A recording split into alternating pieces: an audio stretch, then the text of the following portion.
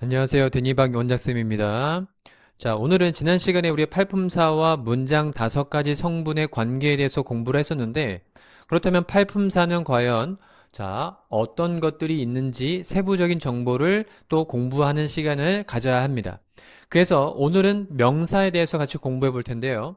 명사란 것은 아주 핵심적이면서, 우리가 일반적으로 잘 알고 있는 개념이라고 볼 수 있습니다.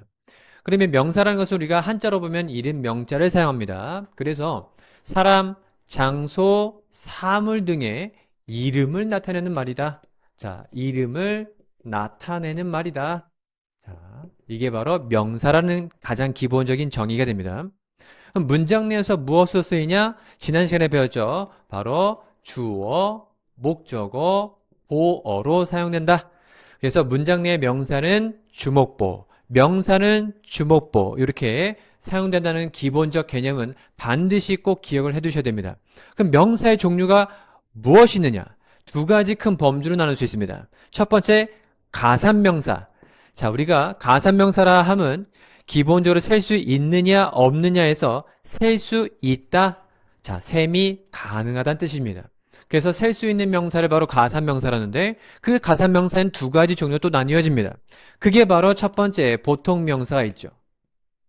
자, 보통명사는 우리가 흔히들 형태가 있고요. 그 다음에 만질 수 있고 뭐 이렇게 구분할 수 있는 단수적 개념과 복수적 개념을 구별할 수 있는 상당히 무수히 많은 형태를 보통명사다라고 합니다. 이름에서 알 수 있듯이 보통 일반적으로 우리가 쉽게 구별을 할 수 있는 그런 명사를 보통명사다. 그래서 우리가 명사 앞에 부정관사 어나 언을 사용하거나 아니면은 복수 개념일 땐 뒤에다가 s를 붙이는 경우 이게 바로 보통명사의 기본입니다.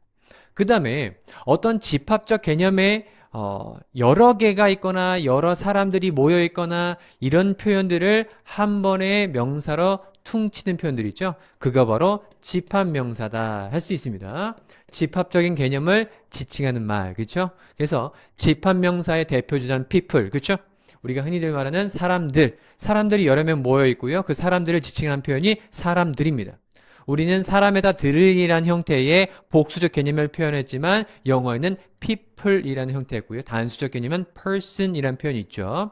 아무튼 그래서 그 집합명사의 형태가 보통명사와 집합명사가 바로 가산명사에 속하더라 이죠. 예시 단어를 한번 볼게요. 자, 여기 보니까 a pen 있습니다. 펜 하나를 의미하겠죠. 그 다음에 two pens 이렇게 두 개라는 숫자에다가 s를 붙였죠. 그래서 복수를 나타낸다 했습니다.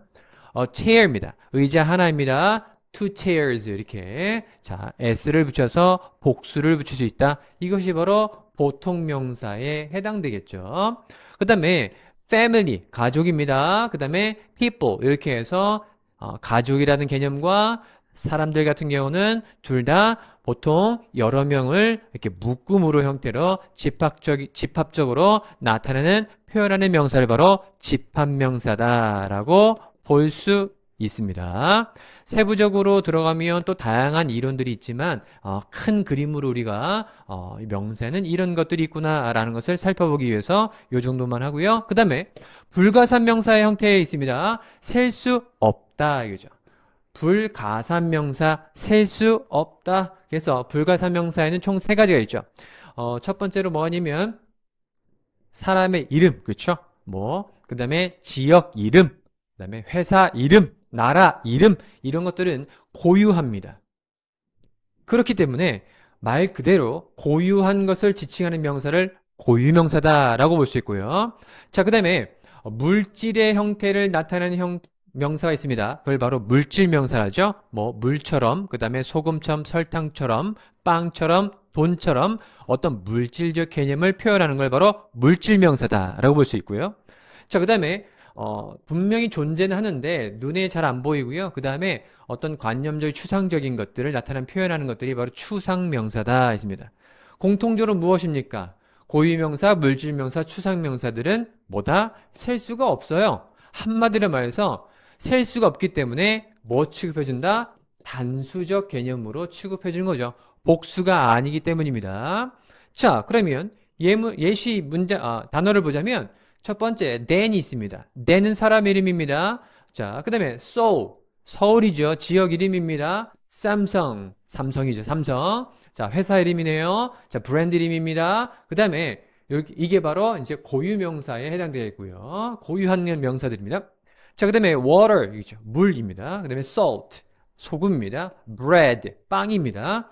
이 개념들은 실질적으로 물질을 나타내는 표현들이다. 그래서 보통 이 단어들은 단위명사라는 형태를 이용을 해서 a glass of water, a cup of water 이런 식의 형태의 단위명사를 이용을 해서 숫자적 개념으로 셀 수 있는 개념으로 또 표현하는 방법도 있죠.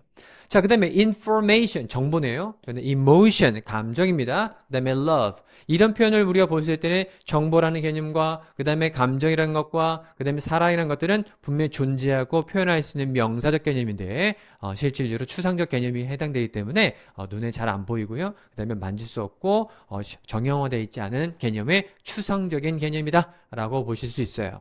그래서 이렇게 물질명사, 그 다음에 추상명사 이렇게 고유물질 추상명사를 묶어서 셀 수 없다, 불가산명사다 라고 지칭할 수 있게 됩니다.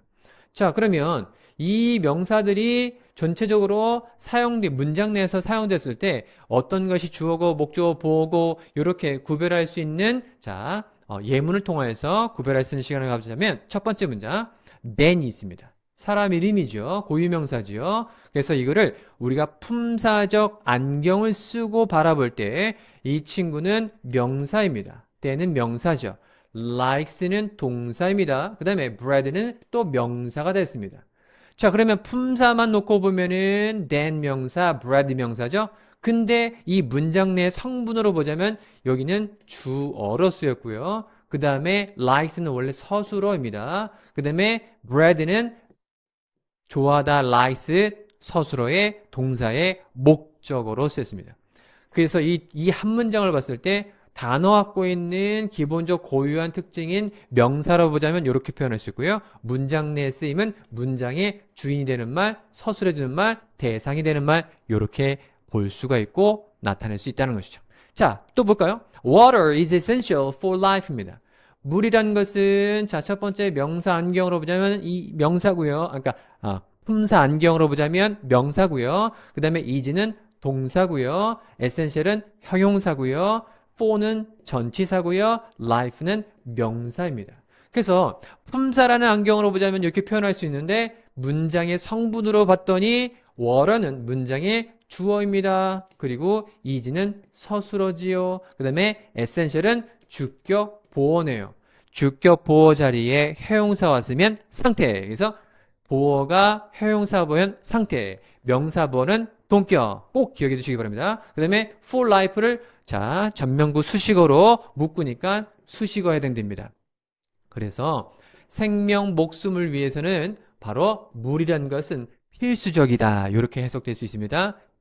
그 다음에 The people in the room are my family. 이 문장을 보자면 이 the 같은 경우는 품사라 보면 자 정관사라 부르는데 정관사는 실질적으로 명사를 자 꾸며주는 기능하기 때문에 우리 관사는 형용사 범주에 속하죠. 명사는 자 people은 명사, 이는 전치사, 또 형용사, 명사, 그 다음에 동사, my 자 이것도 소유격 대명사도 형용사 범주입니다. 그 다음에 family는 명사이죠.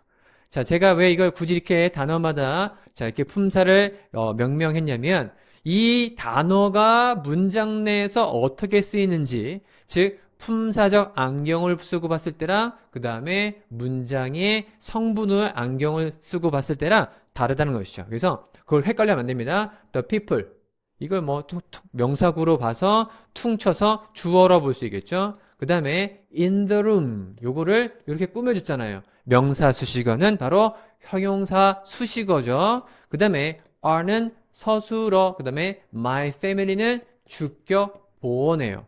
명사 보어하죠. 그래서 명사 보어는 동격입니다. 결국에는 people equal my family. 그 사람들, 방에 있는 그 사람들 우리 가족이야 라는 개념이죠. 자, 그러면 살펴볼게요. 문장의 주어로 사용되어 있는 경우, 목적어로 사용된 경우, 전치사의 목적어로 사용된 경우, 그 다음에 주격 보어로 사용된 경우. 그래서 명사는 주목보. 이렇게 사용된 케이스를 보고 명사 쓰이는 기능, 그 성분까지 우리가 함께 같이 공부해 봤습니다. 자, 정리하자면 명사 하면 떠올려야 할 핵심 정보는 모든 사람, 장소, 사물 등의 이름을 가리키는 말인데 첫 번째 큰 범주는 가상명사, 보통명사와 집합명사가 있다. 두 번째 범주는 불가산명사, 셀 수 없는 거고요. 고유명사, 물질명사, 추상명사 이렇게 세 가지가 있다. 총 두 부류 나눴고 총 5가지의 명사의 종류. 이것이 바로 명사 갖고 있는 종류와 의미, 기능들이었습니다. 자, 이렇게 정리하겠습니다. 다음 시간에는 우리 동사에 대해서 같이 공부하는 시간 갖도록 하겠습니다.